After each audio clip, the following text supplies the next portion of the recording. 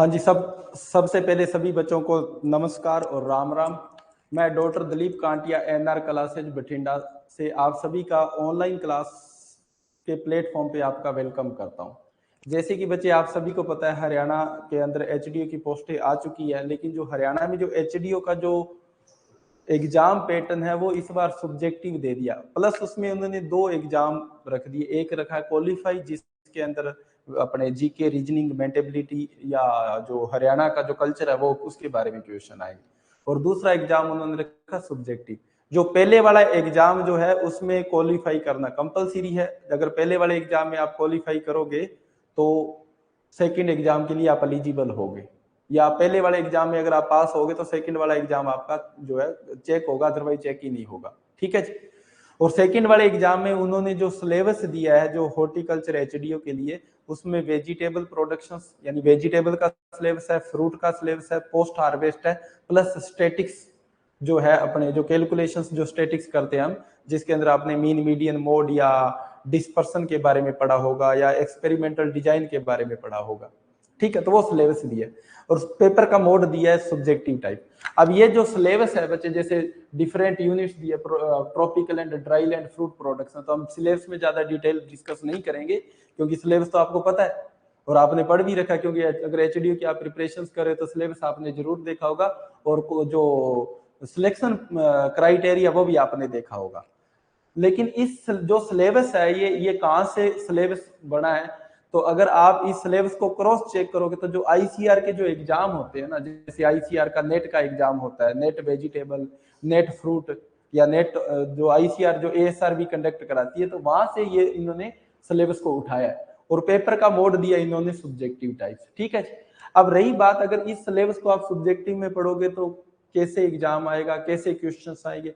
और एक चीज ध्यान में रखना बच्चे, जब सब्जेक्टिव एग्जाम हो तो सब्जेक्टिव एग्जाम के अंदर सबसे इंपॉर्टेंट होता है राइटिंग पार्ट। आपकी राइटिंग स्किल अच्छी होनी चाहिए, और दूसरा इंपॉर्टेंट पार्ट अभी उस राइटिंग स्किल को इंप्रूव करने के लिए आपके पास कंटेंट होना चाहिए। अब ये सिलेबस तो बहुत बड़ा सिलेबस है, अब इसको पूरा कैसे पढ़ें और उसको कैसे कवर करें, अगर कवर भी कर लिया तो राइटिंग स्किल को कैसे इंप्रूव करें। तो इन सभी चीजों को ध्यान में रखते हुए एनआर क्लासेज बठिंडा 3 अगस्त को ऑफलाइन और ऑनलाइन हरियाणा एचडीओ का सब्जेक्टिव फॉर्मेट में बैच स्टार्ट करने जा रहा है। ठीक है बच्चे। अब इसमें जो हमारा जो रहेगा, 3 तारीख को बैच स्टार्ट होगा, बैच का मोड रहेगा सब्जेक्टिव टाइप, बोथ ऑनलाइन और ऑफलाइन रहेगा। अब रही बात, अगर हम इस एग्जाम की तैयारी कर रहे हैं, अगर कोई बच्चा चलो हमें ज्वाइन भी नहीं कर रहा, अगर वो बच्चा सेल्फ स्टडी कर रहा है, तो सबसे बड़ी इंपॉर्टेंट चीज उसके लिए ये है भी टाइप्स ऑफ क्वेश्चंस क्या रहेंगे। तो टाइप्स ऑफ क्वेश्चंस देखो बच्चे हरियाणा एचडीओ के अंदर क्या रहेंगे। जैसे मैं कुछ एज एग्जांपल क्वेश्चंस दिए हैं, जैसे जो जो आपकी यूनिट है, क्योंकि उसमें ब्रीडिंग ऑफ वेजिटेबल्स है, ब्रीडिंग ऑफ फ्रूट्स है, और अपने उसके बाद में पोस्ट हार्वेस्ट टेक्नोलॉजी है, production technology of vegetables and fruits और फ्लोरिकल्चर्स है। ठीक है बच्चे। उसके बाद स्टेटिक्स है। तो जैसे मान लो मैंने एज एग्जांपल, जैसे प्रेजेंट टाइम में जो है वेजिटेबल में सीडलिंग तैयार करने के लिए प्लग ट्रे का यूज करते हैं, तो उसने लिखा है describe the plug tray technology for seedling production in vegetables.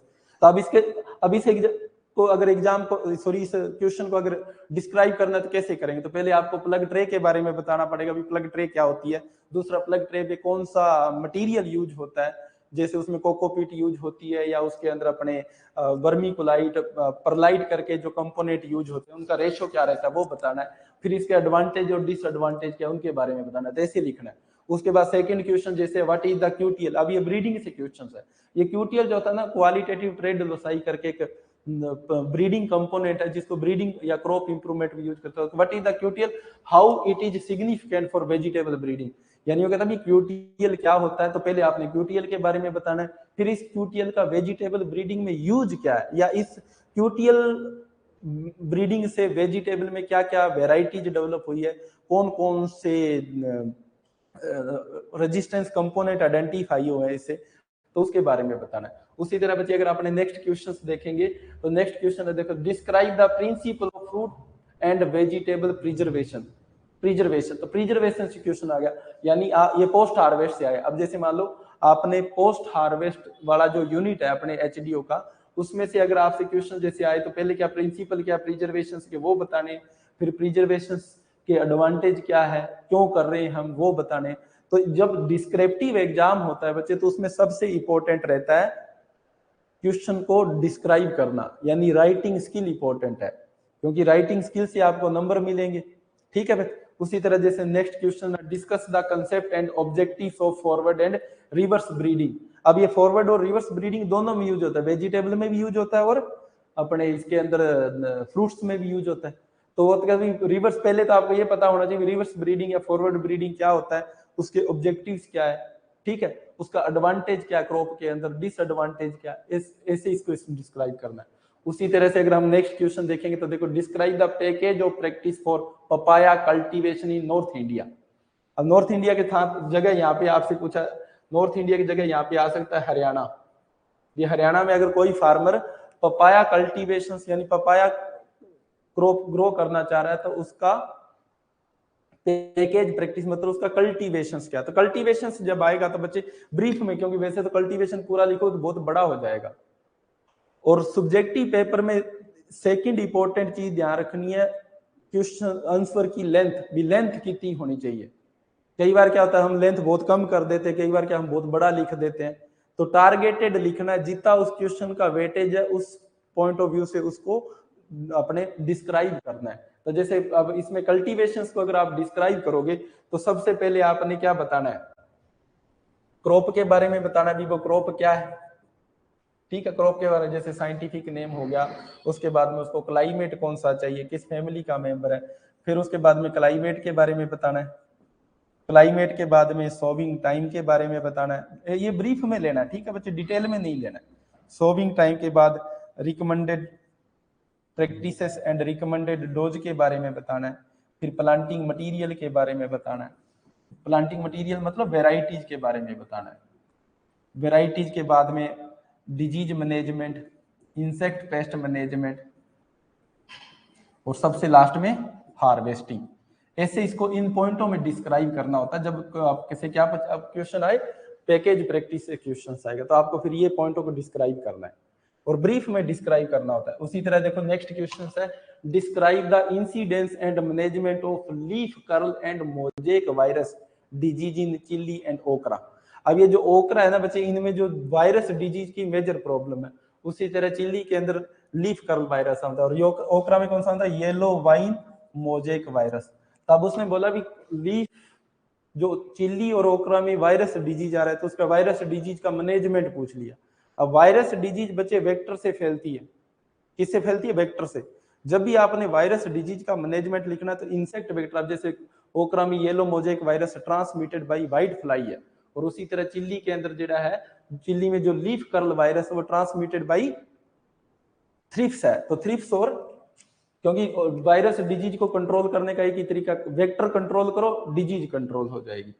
उसी तरह next question, write a detail note on incidence and management of fruit fly in cucurbits and guava.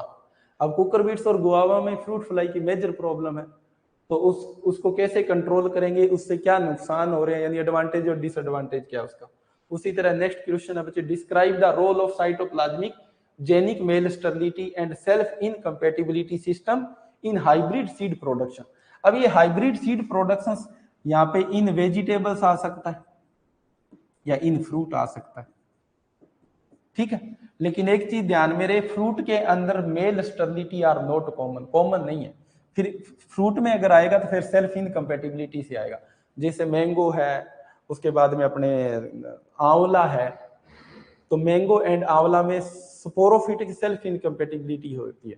तो आपसे ये पूछ सकता है, sporophytic self incompatibility are present in mango and amla. और दूसरा फिर पूछेगा भी क्या इसको हम हाइब्रिड सीड प्रोडक्शन में यूटिलाइज कर सकते हैं, या स्पोरोफिटिक सेल्फ इनकम्पैटिबिलिटी से हम मैंगो और आंवला में हाइब्रिड बना सकते हैं कि नहीं बना सकते हैं, ठीक है बच्चे। उसी तरह लास्ट क्वेश्चन, जैसे एज ए सैंपल ले रहे हैं हम, describe the production technology off season vegetable in India. तो इस तरह के क्वेश्चंस आएंगे।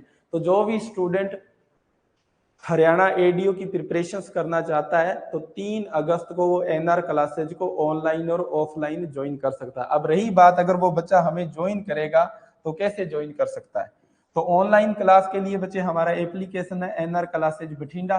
तो एनआर क्लासेज बठिंडा एप्लीकेशन को डाउनलोड करें, वहां इस बैच के बारे में कंप्लीट डिस्क्रिप्शन होगा।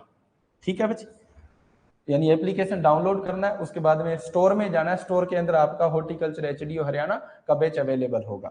और जिस बच्चे ने ऑफलाइन ज्वाइन करना है वो इस नंबर पे कांटेक्ट करके कंप्लीट डिटेल ले सकता है। ठीक है बच्चे, और जिन बच्चों के पास आईफोन है, ये तो है एंड्रॉइड फोन के लिए, जिन बच्चों के पास आईफोन है, यानी वो एप्पल होता है ना, वो कटे वाला सेब वाला, तो जिनके पास आईफोन है तो आईफोन वाले बच्चे क्लास प्लस के नाम से एप्लीकेशन डाउनलोड करेंगे। ठीक है जी, और कोड यूज करेंगे एनआरसी। कोड कौन सा यूज करेंगे बच्चे? एनआरसी। ठीक है बच्चे, तो ये सब कुछ रहेगा। ठीक है, तो जो भी बच्चे ज्वाइन करना चाह रहे हैं तो उन सभी बच्चों से 3 तारीख को मिलते हैं। ठीक है बच्चे, राम राम जी।